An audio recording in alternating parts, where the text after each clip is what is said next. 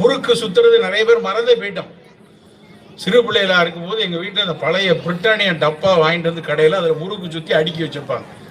அந்த முறுக்கு 4 முறுக்கு 2 முறுக்கு எடுத்து அதை சாப்பிடுவோம். அந்த முறுக்கு அதிகமாக சாப்பிட்டா மீறி நிறைய சாப்பிட்டா கூட கொஞ்சம் வயிறை தொந்தரவு பண்ணலாம் எண்ணெய் பலகாரங்கிறதுனால.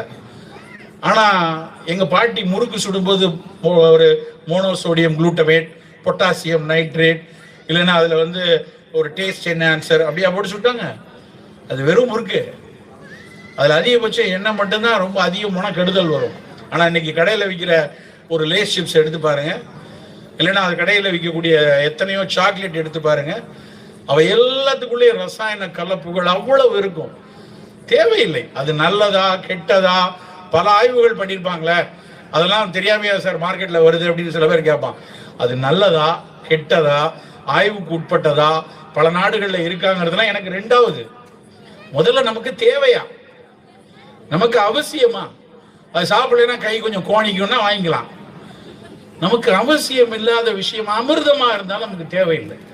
ஸோ அப்படியான குப்பை தின்பண்டங்களிலிருந்து குழந்தைகளை காப்பாற்றுங்கள் நண்பர்களே.